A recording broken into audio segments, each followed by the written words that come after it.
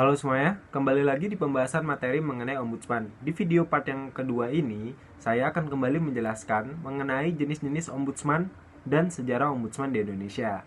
Berdasarkan berbagai aspek, ombudsman dapat dibagi menjadi beberapa jenis. Dari kurun waktu pembuatannya, dapat dibedakan menjadi ombudsman klasik dan ombudsman modern. Ombudsman klasik dapat ditelusuri sejak pertama kali Raja Charles ke-12 membentuk Highest Ombudsman, Chief Justice di Turki, dan Qadi al-Qudaat pada zaman Umar bin Khattab. Ombudsman modern berdiri sejak tahun 1953 di Denmark dan 1962 di New Zealand. Ombudsman parlementer di Swedia dikategorikan sebagai ombudsman modern. Selanjutnya, apabila dilihat dari mandat dan mekanisme pertanggungjawabannya, dibedakan menjadi dua jenis, yakni ombudsman parlementer, yaitu ombudsman yang dipilih oleh parlemen dan bertanggung jawab membuat laporan kepada parlemen. Contoh negara yang menganut ombudsman parlemen yakni Swedia, Finlandia, dan Denmark. Yang kedua ada ombudsman eksekutif, yakni ombudsman yang dipilih oleh kepala negara seperti presiden atau perdana menteri atau kepala daerah. Contoh ombudsman eksekutif di beberapa negara lain yakni di Indonesia dan di Australia. Lalu, apabila dilihat dari isu dan institusi yang membentuk, maka ombudsman dibagi menjadi tiga. Pertama, ombudsman publik, yakni dibentuk oleh institusi publik untuk mengawasi proses pemberian pelayanan umum bagi masyarakat di sebuah negara. Contohnya adalah di Indonesia dan di Irlandia Utara dan Thailand. Lalu yang kedua ada ombudsman swasta, yakni dibentuk oleh swasta untuk melayani proses pelayanan umum perusahaan swasta terhadap konsumennya. Contohnya ombudsman perusahaan asuransi dan ombudsman perusahaan real estate. Ketiga, ada ombudsman hybrid, yakni yang dibentuk oleh swasta atas mandat yang diberikan oleh negara atau pemerintah untuk mengawasi proses pelayanan umum di sektor swasta. Pada dasarnya, ini merupakan ombudsman swasta, tetapi keberadaannya diamanatkan oleh negara dengan undang-undang tertentu yang berlaku. Contoh penerapan ombudsman hybrid ini sendiri ada di ombudsman pers yang ada di negara Swedia. Lalu jenis ombudsman yang terakhir adalah jenis ombudsman dilihat dari wilayah yurisdiksinya, di mana di dalam jenis ombudsman yang terakhir ini, ombudsman dibagi menjadi tiga. Yang pertama yaitu ombudsman nasional. Ombudsman nasional adalah ombudsman yang dibentuk dan wilayah kerjanya ada mencakup negara tempat ombudsman tersebut dibentuk. Salah satu contohnya adalah Ombudsman Republik Indonesia.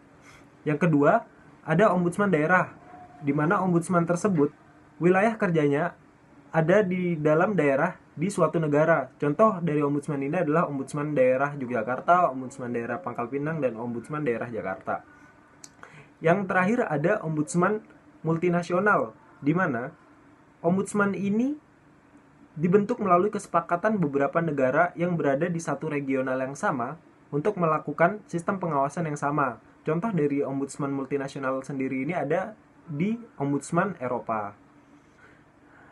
Itu tadi mengenai jenis-jenis ombudsman dari awal hingga yang terakhir.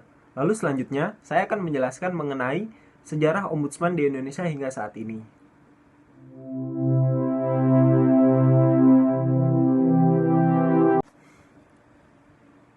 Sejarah ombudsman di Indonesia.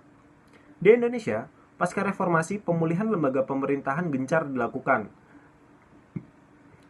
Hal ini gencar dilakukan pada masa pemerintahan Presiden Baharudin Yusuf Habibie. Upaya pembentukan ombudsman masuk ke dalam upaya pemulihan lembaga pemerintahan. Namun, pada masa Presiden B.J. Habibie, hal ini hanya berupa suatu perencanaan karena banyaknya tuntutan dari masyarakat yang menginginkan pemerintah yang bersih dan penyelenggaraan negara yang baik atau clean and good governance. Baru pada saat pemerintahan Presiden Kiai Haji Abdurrahman Wahid atau Gus Dur melalui keputusan Presiden nomor 55 tahun 1999 tentang tim pengkajian pembentukan lembaga ombudsman. Di dalam keputusan Presiden tersebut berisi tentang latar belakang terbentuknya ombudsman, yaitu untuk lebih meningkatkan pemberian perlindungan terhadap hak-hak anggota masyarakat atau rakyat dari pelaku penyelenggara negara yang tidak sesuai dengan kewajiban hukumnya, dengan memberikan kesempatan kepada anggota masyarakat yang dirugikan untuk mengadu kepada suatu lembaga yang independen yang dikenal dengan nama Ombudsman. Setahun setelahnya, pada bulan Maret 2000, kembali dikeluarkan keputusan Presiden terkait Ombudsman dalam Keputusan Presiden nomor 44 tahun 2000 tentang Komisi Ombudsman Nasional. Barulah pada saat itu Indonesia memasuki babak baru dalam sistem pengawasan. Kedudukan Ombudsman di Indonesia kembali diperkuat saat dibentuknya Undang-Undang tentang Ombudsman Republik Indonesia yang tertuang dalam Undang-Undang Republik Indonesia nomor 37 tahun 2008 tentang Ombudsman Republik Indonesia. Setelah ditetapkan dan berlakunya undang-undang tersebut, Komisi Ombudsman Nasional berubah menjadi Ombudsman Republik Indonesia dan resmi masuk ke dalam tatanan konstitusi yang ada di dalam Indonesia. Kehadiran Ombudsman sendiri menjadi babak baru bagi Indonesia dalam melakukan pengawasan dan penerimaan keluhan atas kinerja pemerintah yang dilakukan oleh masyarakat. Usai sudah penjelasan mengenai sejarah Ombudsman di Indonesia.